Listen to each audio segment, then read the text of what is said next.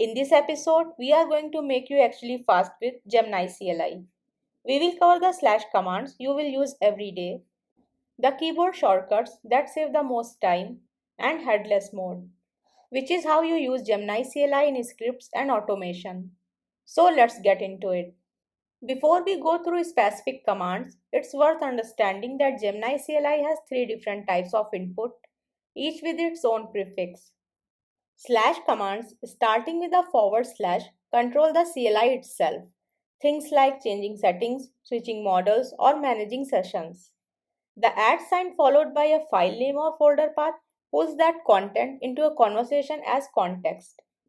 And the exclamation mark prefix lets you run a shell command directly from the Gemini CLI prompt without leaving the interface.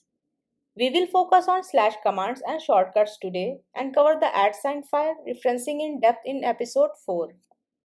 Let's go through the slash commands that come up constantly in day-to-day use.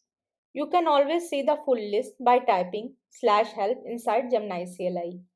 /help shows all available commands, keyboard shortcuts, and how to use the @ sign file references. This is the first thing to run if you have ever unsure what's available or have forgotten a command. /model opens a dialog to change which Gemini model is being used for your session. Changes apply immediately to the current session. /settings open the settings editor, a searchable interface for viewing and changing any configuration option. This is the easiest way to turn features on or off, like enabling beam mode, adjusting approval behavior.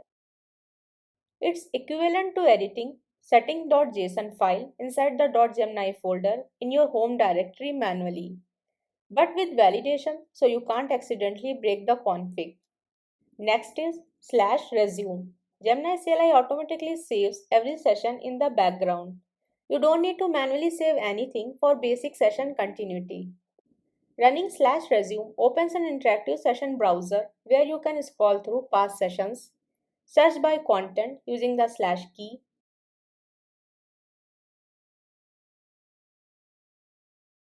and restore any of them by pressing enter.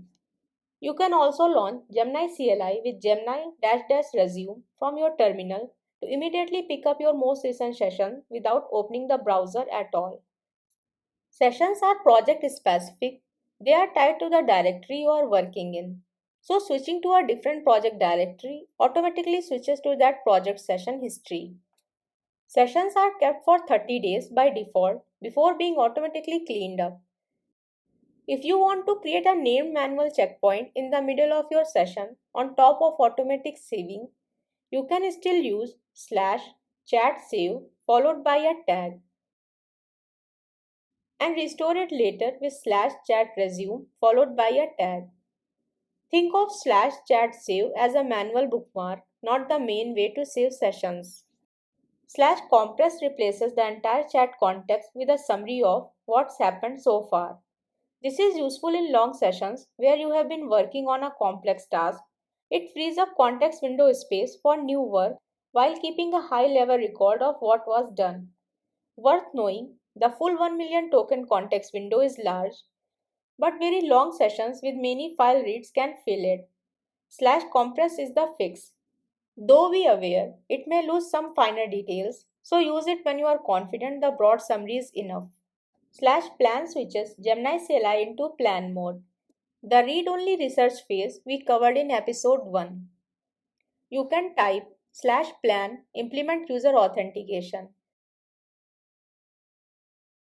and it will research your codebase and propose a strategy before touching any files. You can also enter plan mode by pressing Shift+Tab or by just asking Gemini to start a plan for -- in plain language.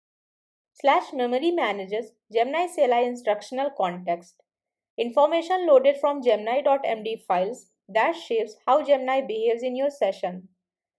/memory show displays everything currently loaded into the model's context from those files. Useful for checking what instructions are active. /memory add followed by your text adds a piece of text to the context for the current session. We will go deep on Gemini.md files and how persistent memory actually works in episode 4. For now, just know that slash memory show is the command to inspect what context is active. Slash stats shows users statistics for the current session, token users, model requests, and how long the session has been running. Slash stats model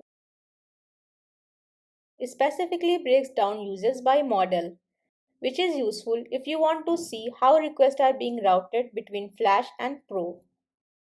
Two quick ones to finish the section. Slash clear clears the terminal screen and redraws the interface, same as Ctrl plus L, which we will cover shortly. Slash quit exit Gemini CLI cleanly. You can also use Ctrl plus C twice to exit. The @ sign is how you reference files and folders in your prompts. For example, explain what this file does at src slash hot.py.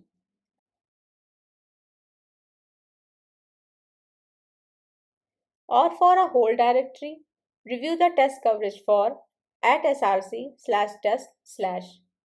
Gemini CLI reads the reference files and includes their content in the conversation context. It respects your .gitignore and .gemini.ignore files, so it won't accidentally pull in node modules or build artifacts. You can also reference images, PDFs, and audio files this way, not just code.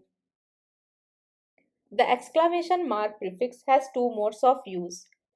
First, exclamation command runs a single shell command and returns you immediately to normal mode. For example, exclamation get status or exclamation npm test. The output is shown inline and recorded in the session so Gemini can reference it in follow-up prompts. Second, typing exclamation on its own with nothing after it toggles a persistent shell mode where everything you type is treated as a shell command directly. You will see the interface change color to indicate you are in shell mode. Type exclamation again to exit back to Gemini CLI. One important caveat, shell mode is stateless for directory changes. If you run cd inside it, that directory change doesn't carry over to your next exclamation command. Each command starts from the original working directory.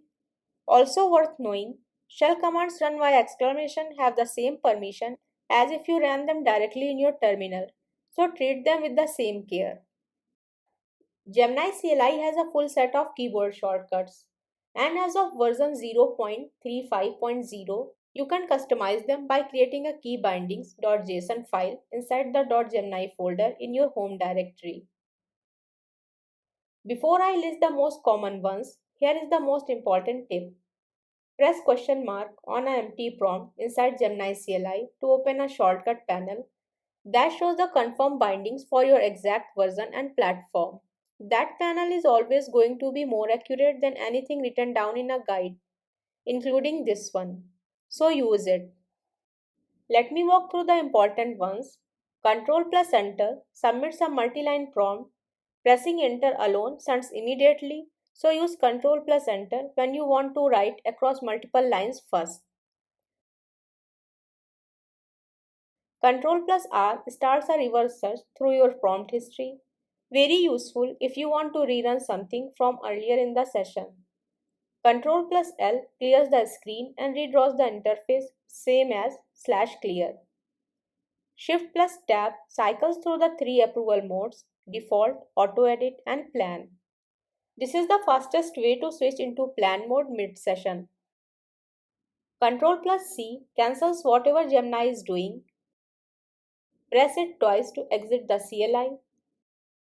And pressing escape twice either clears the input prompt if it has text in it or open the rewind interface if the input is empty.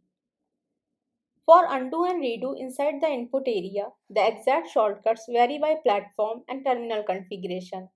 Rather than stating specific keys here that may not match what you see, press question mark on an empty prompt.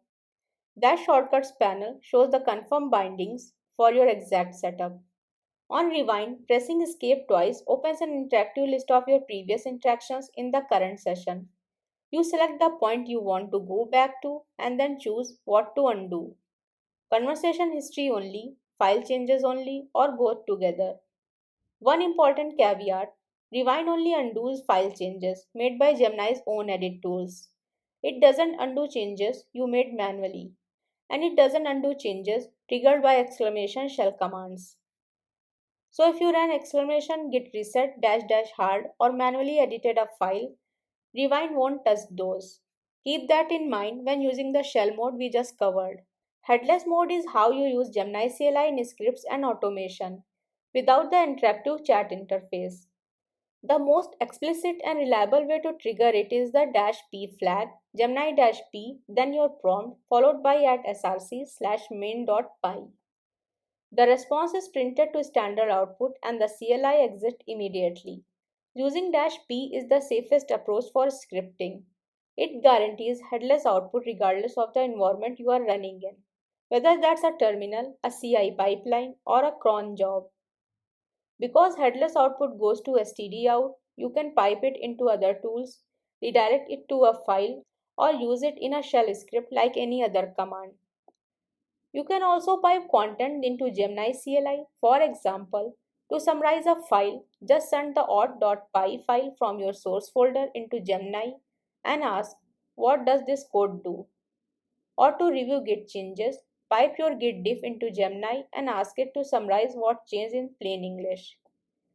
This is where headless mode starts to become genuinely useful, wiring Gemini into existing terminal workflows.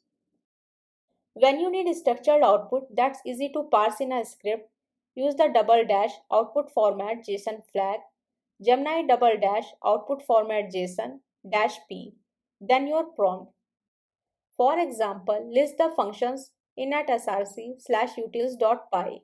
This returns a JSON object with a response field and uses statistics, which you can pipe into JQ or process programmatically. For real-time streaming output, useful for monitoring long-running operations, use double dash output format stream JSON instead, which returns new line delimited JSON events as they arrive. You can also specify which model to use from the command line with the -m flag, Gemini-m, Gemini 2.5 flash -p, then your prompt. For example, quick summary of at readme.md. This is useful in scripts where you want to control cost by always routing to flash, regardless of what your interactive session is set to. Here is a practical example that ties everything together. You can create a shell alias that automatically generates a commit message based on your stage changes. Then just stage your changes with git add, run gcommit. Gemini writes the message, you see it printed, and it gets used as your commit message. Make sure you have changes staged before running it. If nothing is staged, the command will produce an empty diff and unhelpful output. That's the core command set, shortcuts, and headless mode covered. At this point, you have everything you need to navigate Gemini CLI efficiently and start building simple automations. In episode 4, we are going deep on context, how to use the Gemini.md file to give Gemini persistent knowledge about your project, and how memory works across sessions. Thanks for watching. I am Aksa Zafar, and on MLTude, I teach data science and machine learning in a simple step-by-step way. Practice a little and I will see you in the next video. If you found this video helpful, don't forget to like, share and subscribe to MLTude for more AI and machine learning tutorials.